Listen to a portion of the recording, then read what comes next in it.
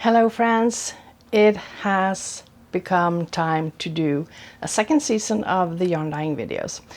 I was planning on doing this a little bit later in this year, but the stats don't lie. These are your favorite videos still, so I decided I am going to, instead of just doing a series of 20 videos, I'm going to film as many yarn dyeing videos as I have ideas for, or until you guys get tired of them.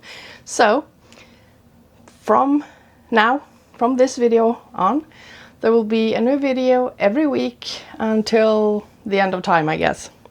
So first project is I'm going to be dyeing on some DK weight superwash merino, and I am going to do a Wicked inspired colorway is the plan. So let's get to it. You got me feeling good, right by your side, lost in every move. So first thing we're going to do is we're going to grab our yarn and we're going to put some zip ties on them, which helps us keep track of the different skeins. It also helps when you're rinsing the yarn afterwards. So I open up the skein, the hank, and I use these reusable zip ties, and just put yarn on that, like so. And we're going to do the same for the other three. There we go. We're opening it up, putting on zip ties. I'm fluffing it a bit because I don't want the yarn to be stuck together when we're dyeing, because pieces that are stuck together are not going to get to grab the dye as well. So I'm making sure I'm getting a little bit of air in between the strands. And the last one.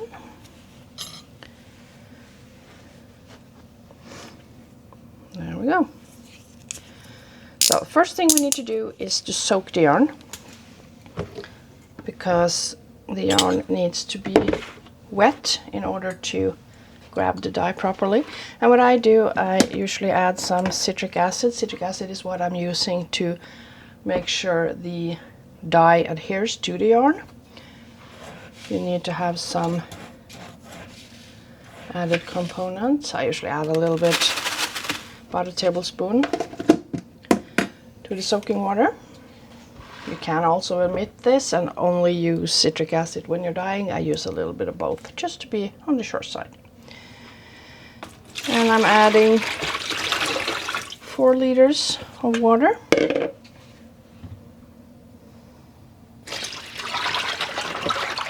And I have this plastic container that I use to soak yarn,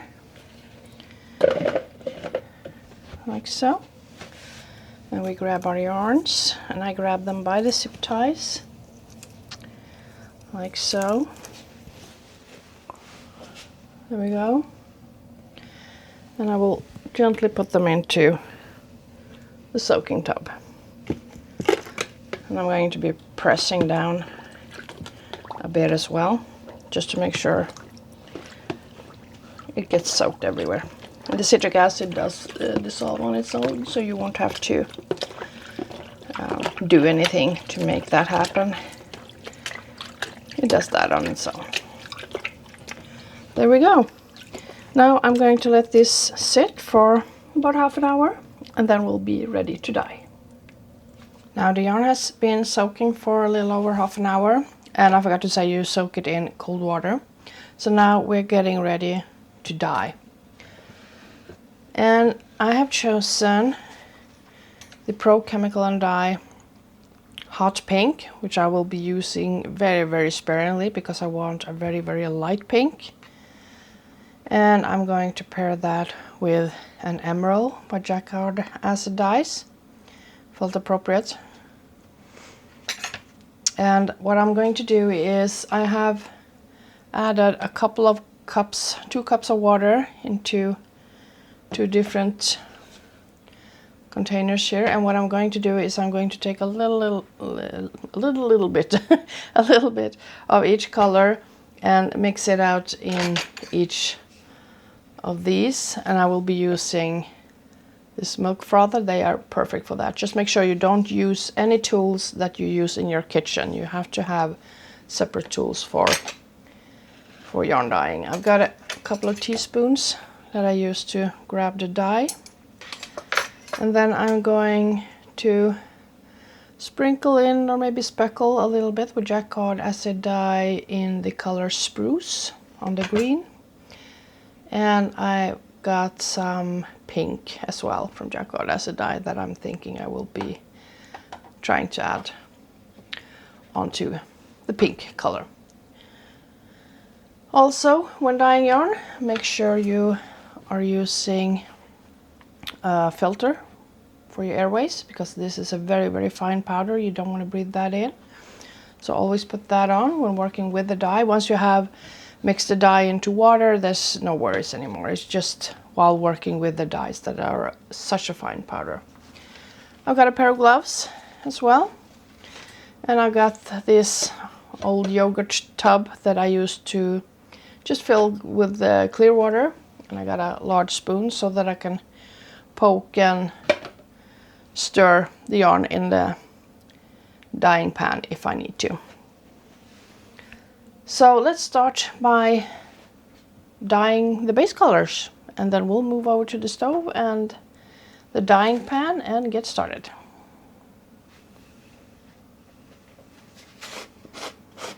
We're starting with the pink one, which looks like that. I'll grab the spoon and I'll just use a teeny tiny bit of powder.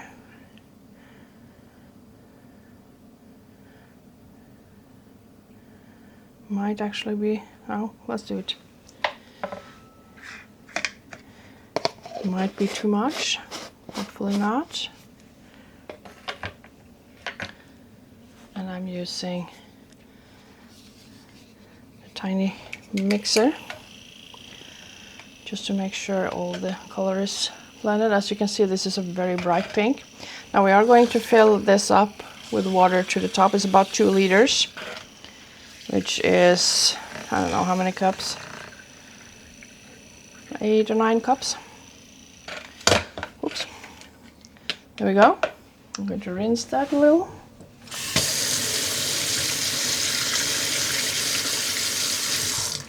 There we go, and we're going to set that aside. And now I'm going to add some more water.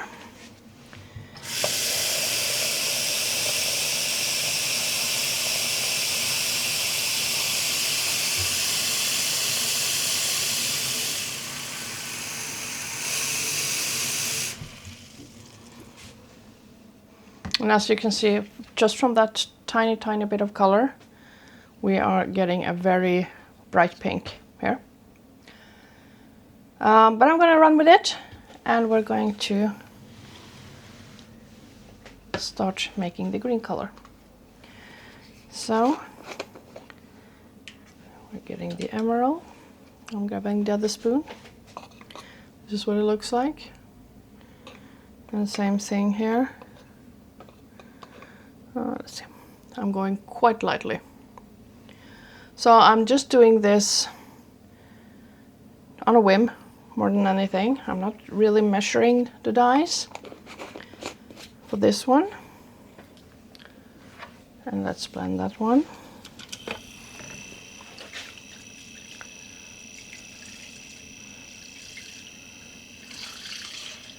As you can see, it's quite a dark green, even from that little amount.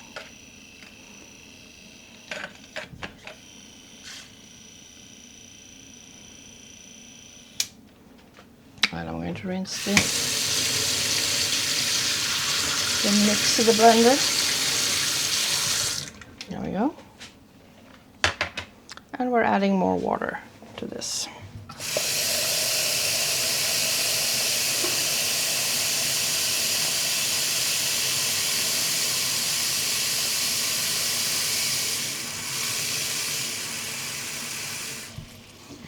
There we go. Quite a vibrant green. So I've got about 2 liters of each, which is probably going to be a lot more than I need, but I'd rather have too much than too little. So we're going to move over to the stove and the dyeing pan and get started. First thing I'm doing is I'm adding a little more citric acid. Like a small tablespoon, well, 4 tablespoons.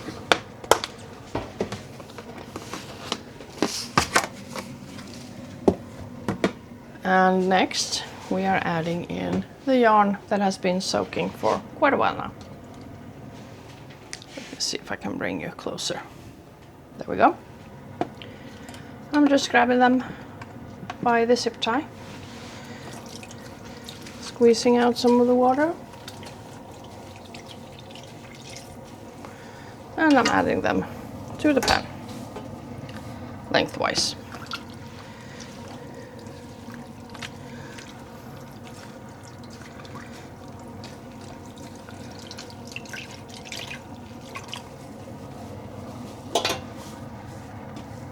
So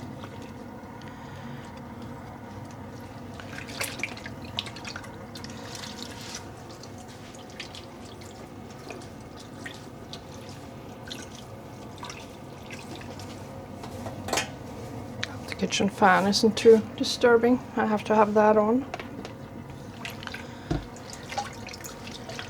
And the last one.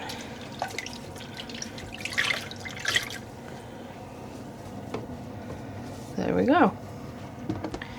We are setting the water aside.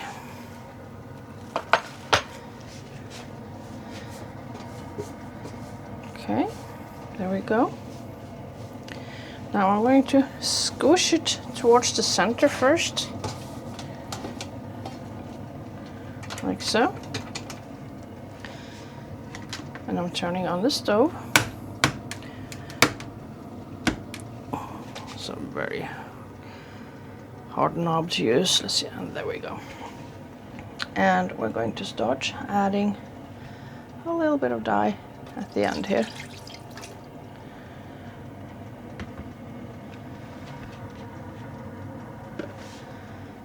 And the same at this side. Now, let me move the camera in closer. There we go. I'm going to add some water to the tiny bucket.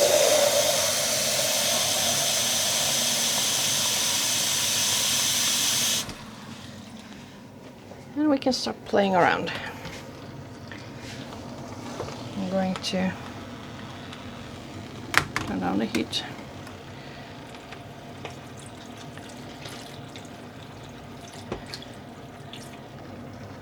There we go.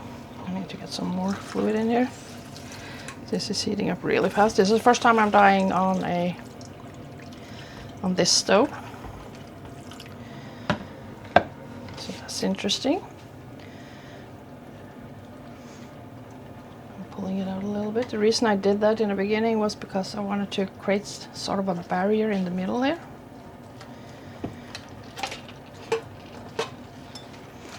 So that the dye stays on each respective side. And now I'm rinsing this larger spoon between each side, especially from the green to the pink, because I don't want it to be any transfer.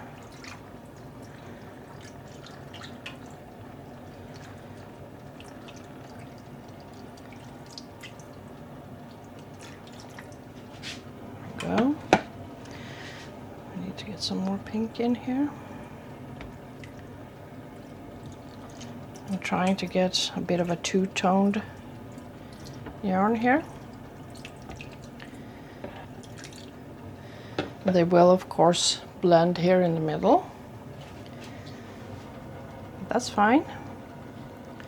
That is to be expected. And I'm pushing on the yarn, making sure all the strands get color. because if they are squished too much together, the dye won't be able to penetrate all the way through.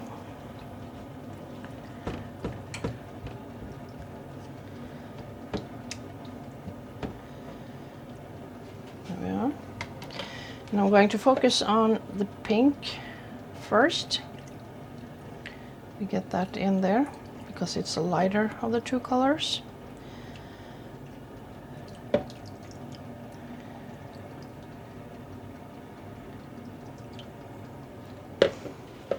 we are.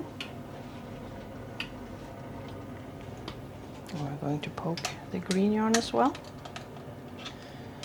to make sure we get dye everywhere, especially here at the ends where the yarn, the skein is folded over, and the yarn will be thicker there and more squished together.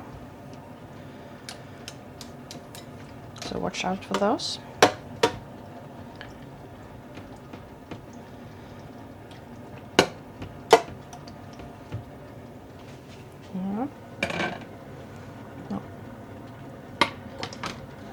Add a little bit more green.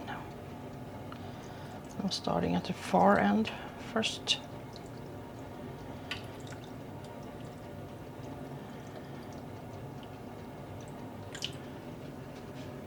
There we go. Now you can see, I think we are starting to get some mixing here between the green and the pink.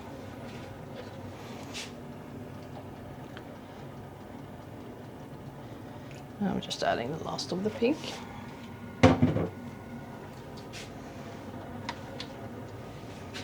And again, poking it to make sure we get dye everywhere.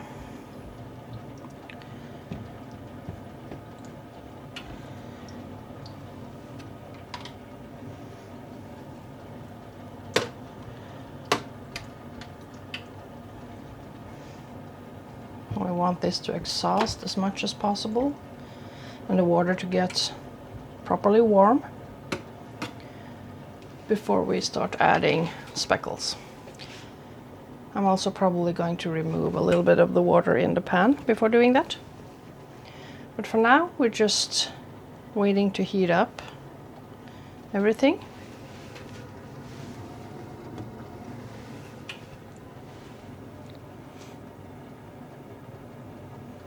And it is the combination of the heat, the dye, and the citric acid that will make the color stick.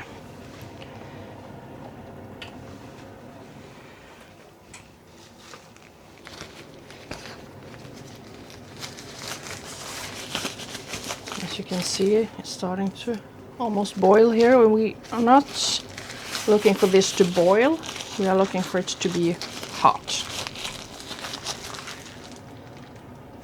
So this is what I do. Don't do what I do, kids. But this is how I check if it's starting to get warm. It's still quite cold here. Check on this side. Mostly cold here too.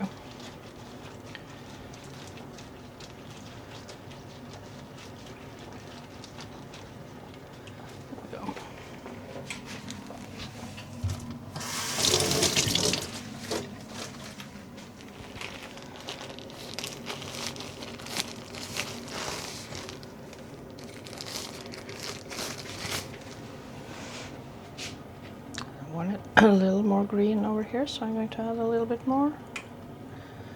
Now we are reaching the limit for how much fluid water we can have in here before it just starts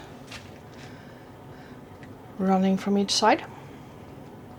But for now we have a very pretty green and quite a pretty pink as well, that we're going to enhance with some speckles as well.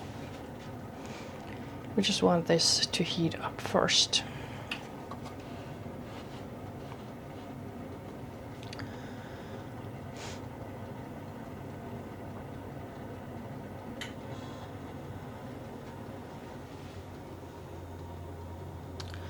So I'm going to let this heat properly, and we'll get back to it. And there we are. Things are heating up. Now what we're going to do next is we are going to, where is the bucket? There we go. We're going to remove some water. I got another of these empty yogurt tubs. Find them very handy. I'm just removing a little bit of the water. Just so much that I have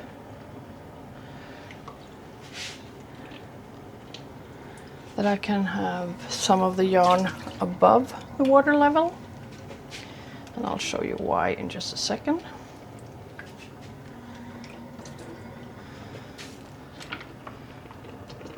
And it's not huge amounts that I'm removing, it's just a few tablespoons. Okay, so far so good. Let me just turn this off for a little bit because I don't want this to boil. Now we are going to just set that aside a little bit. And I'll move you along. Before we continue the dye process, we're going to twist the skeins. So I'm lifting them up by the zip ties and I'm twisting them like so. And as you can see, it is lighter on the other side. The side that's been down, faced down in the pan, just fine, because we are adding more color. Okay, next one. Bringing it up by the zip tie, using that to twist it around. So I think I'm going to remove some more water here.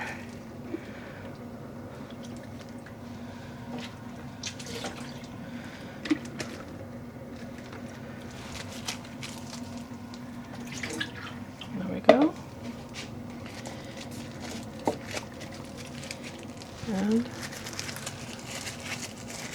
twisting the skein and putting it back. Let's twist that one a little bit more. There we go. And the last one.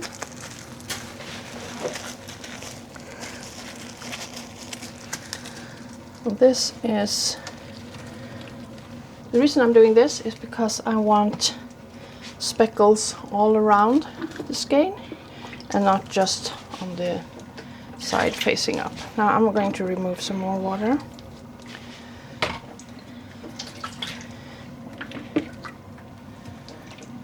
Something like that.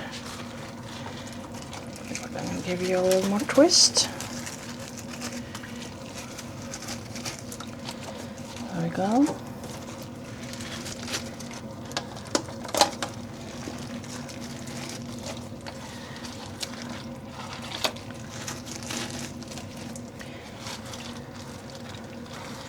It's not too hot to touch, but be careful nonetheless. It is quite warm. Let's see, should we just take a little more water out, maybe? Yeah, something like that. I like that. Okay. Now I'm going to switch to some dry gloves. I made a mess here. Now we're switching to some dry gloves because now we're going to speckle, and I'm just going to do it here on the counter. Not because I have to, but because it's just convenient, and it doesn't have to be on the stove while I add the speckles. So let's start off with some pink speckles first. I think I'm gonna have to. Okay, let's do this.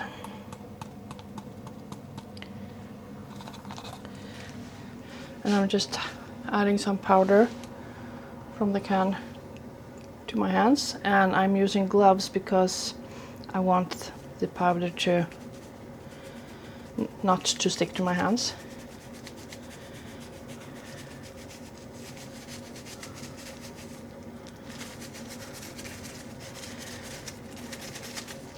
Doesn't show much at first, but if you wait a moment, it will start to develop. I think I want a little bit more actually.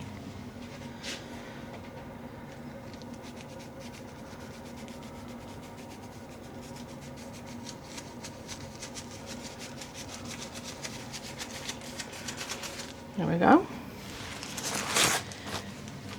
And I'm switching to a dry glove so that I can do the same thing on the green side.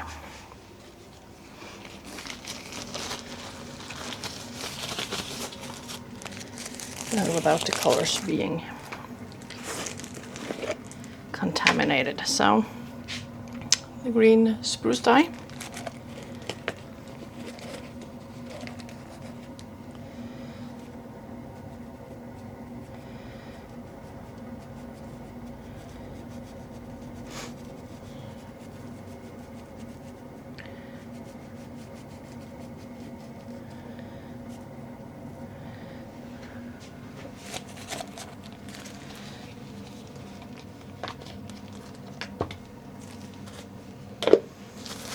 You can see in the middle there, some of the color is running right here. So I'm going to move this back to the stove and make sure the sprinkles set as soon as possible. There we go. Now what I did is I actually elevated this side of the pan because I got the green one that wants to leak into the pink. So I put one of these, can you see it? One of these that you put on your pans, this cork plate, to elevate it slightly so that the green dye will stay over in that end, hopefully.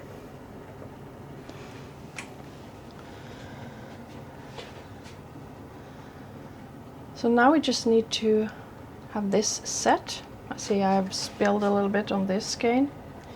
Can you see that? There's a couple of green specks there. But I think for the most part I've been able to put the speckles where they're supposed to be.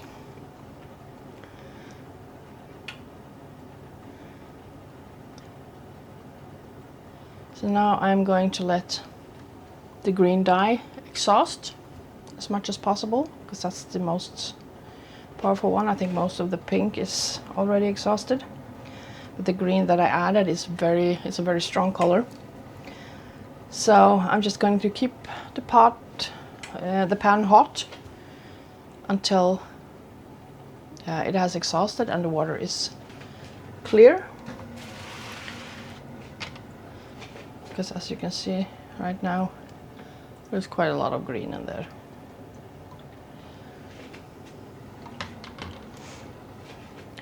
So now we just wait, and I'll get back to you in a minute.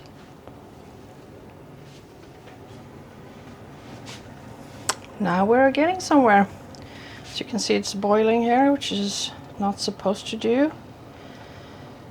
It's fine as long as you keep an eye on it, but try to avoid it. Now most of the dyes have exhausted. So what we need to do next is just take the pan off the heat and let it cool down. And it's very important that it cools down in the pan. You don't rinse it until the yarn has cooled down completely, otherwise you will shock it. So we're turning off the pans. And we're going to set the yarn aside to cool. And I'll get back to you when it's time to rinse it. The dye is completely exhausted. It has cooled down, it's cold, and we are ready to rinse. I will of course be using my favorite for this, soak. So I'm just adding a bit of that into my plastic container. And we're adding in cold water.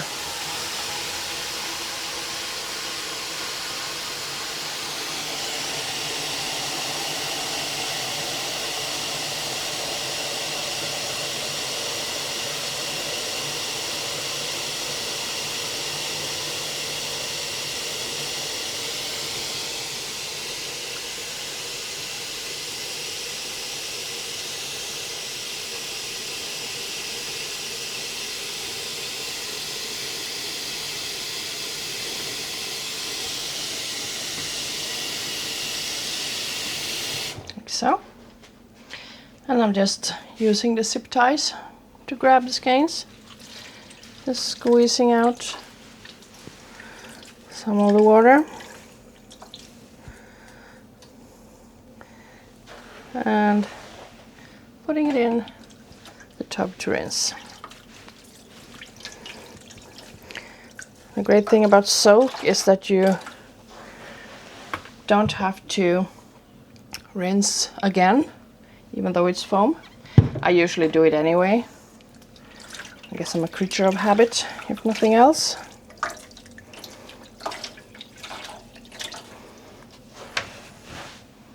And the last one.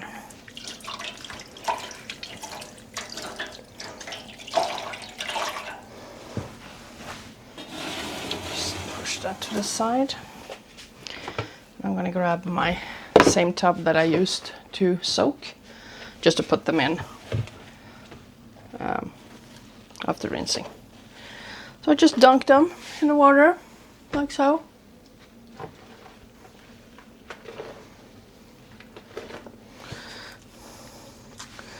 Squeeze out the water. As you can see, we got really nice wicked colorway here. And the next one.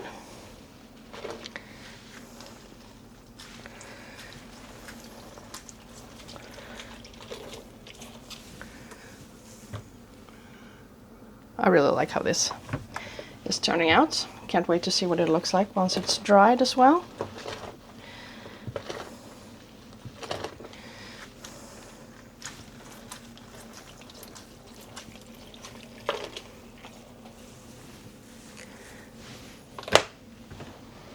And the last one. And the great thing about having these zip ties is that when you put it in with this foam in the water where you're rinsing it, it's very easy to find the zip tie.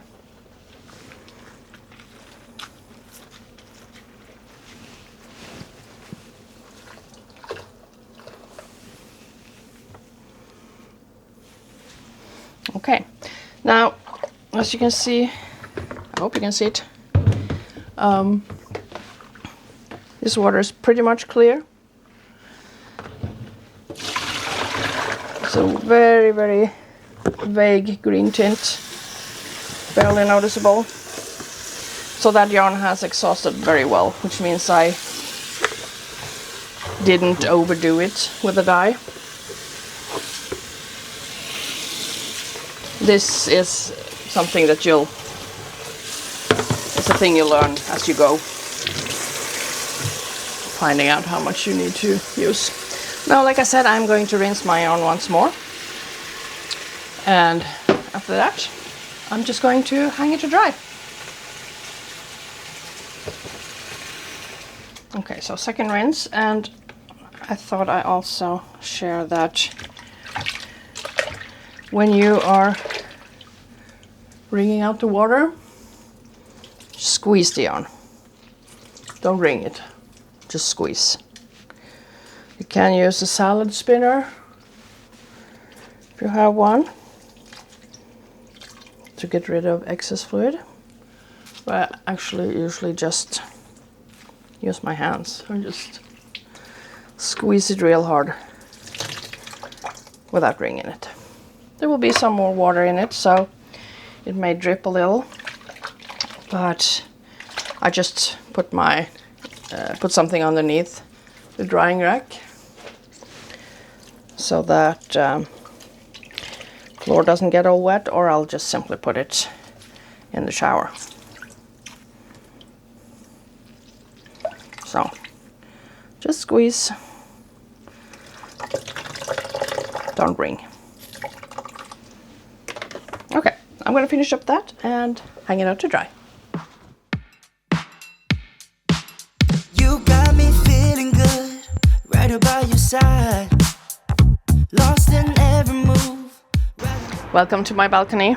It is bitterly cold out here, but I wanted to make use of the very last of the daylight to show you the finished skeins. There it is. I really like how this came out. I got some with a few darker pops here and there. So I'm very pleased with this. We got some pink speckles in here, some darker greens, and yeah, here it is in all its glory. And it's very soft and squishy. And this yarn blooms a lot, excuse me. This yarn blooms a lot after rinsing it and drying it. So, what do you think? Are you going to try the Wicked colorway? Or your own version of the Wicked colorway, maybe? I would love to see it. Again, this is the first episode of the second season, so if you want to follow along for more episodes of dyes and, well, dyeing adventures, subscribe. By all means, subscribe. Would love to have you along for the ride. So yeah, first yarn, second season. Very happy with how this turned out. And yeah, next week will be another color. I'll see you then. Bye. You got me feeling good, right by your side, lost in every move, writing down your smile. Baby, hold